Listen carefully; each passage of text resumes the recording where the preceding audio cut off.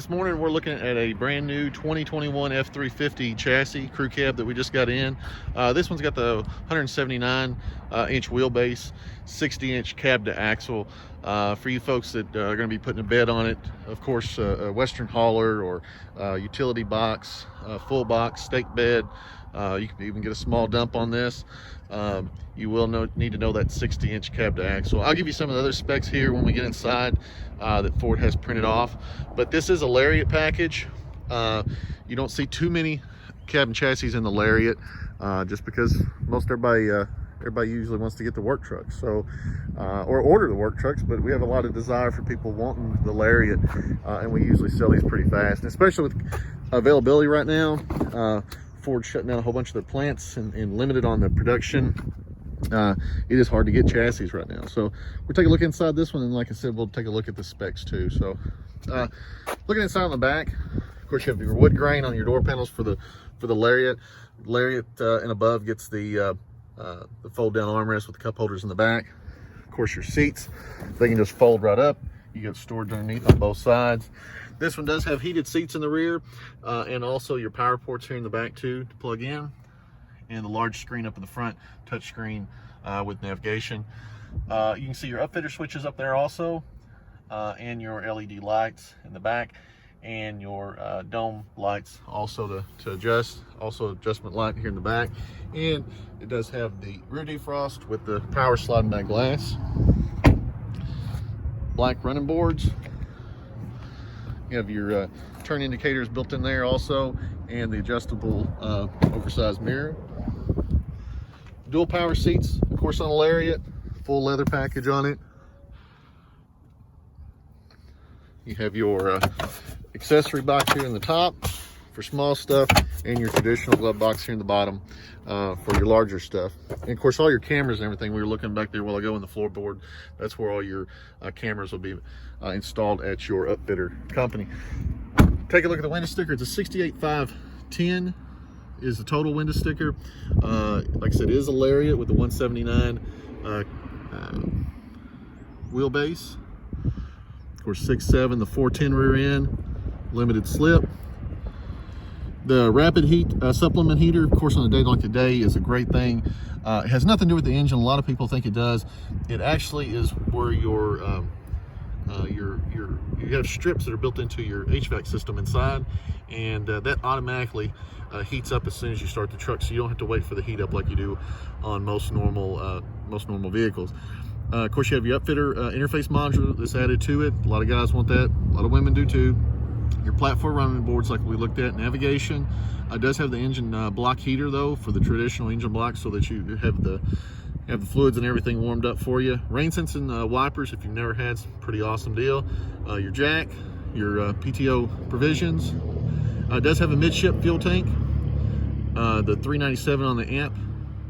Like I said, the camera kit is in the back, and your value package there with your heated rear seats too, so makes a total of 6810. Does have Michelin tires on there, 17-inch wheels, forged wheels. Great looking front end, all the chrome. Of course, you have your lower air down there, help knock off some of the dust, and you have your cab lights up on the top. Keyless, or your keypad too, of course. And you do have 3 memory modes here for your mirrors, your seats, radio settings when you jump in. You have your power telescopic, and then of course you got your power fold, and of course power windows, power locks on auto, adjustable pedals, all your radio controls, your cruise control, heated cool seats here in the front, your optional quad cup holders here in the front. I'm just kidding, they're not optional. All you do is just slide it over. You have storage over here, and then you can slide it like this way. A lot of people don't even understand that that's even there. It's amazing how many people trade in that never even knew that. USB port and input jack, and integrated trailer brake control. Also, of course, your 4-wheel drive turn knob. And there's a little bit better look at your overheads and your auxiliary plugs. Of course, this one does have remote start also to it. Now we're going to talk about capacities, and these are coming from Ford, so you can tow whatever you want to. Once you own it, it's yours, so you can tow as little as much as you want. Now, what Ford recommends is This is a 179.8 wheelbase, crew cab dual rear wheel. It's a 6.7 and it's got the 410 rear end. So your total GCWR, sorry about that, is going to be 32.5. So for the people that have a question about what that is, we're going to go over here. That is your gross combination weight rating.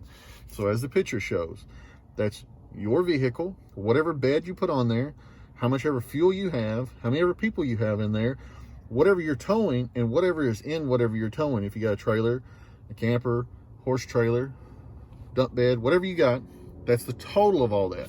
It's going to be 32,500 pounds. All right. Now, coming over to your, we're going to do conventional towing, and depending on what bed you have, depending on how much weight you have here, which your upfitter company is going to be able to tell you your exact weight on what that's going to be, is going to be 17,500 pounds. All right. So you can pull 17,500 from the back. That's conventional. That is if you have a actual hitch, traditional hitch attached to the bumper or to the back of the bed. Now, if you have attached to the back of the bed, your upfitter company will tell you how much that towing capacity is. But if you have a traditional hitch mounted to the frame on this truck, Ford says 17,500 pounds. All right, we're going to go to fifth wheel and gooseneck towing. So if you have that Western hauler on there, or if you have a flatbed and you put a ball on there, or you know, whatever apparatus you want to set up to be the fifth wheel or gooseneck towing. Once again, this is a 6.7 410 rear end. 32,500 is your total everything. 23,800 pounds is what you're going to be able to pull with this. Okay, that's what their rating is on that. It's 23,800 pounds. Like I said earlier, looking at this truck, because we're looking at a 350 dual rear wheel, cab to axle is 60 inches. Your outfitter will need to know that. That's a very common measurement, so it shouldn't be any issues there.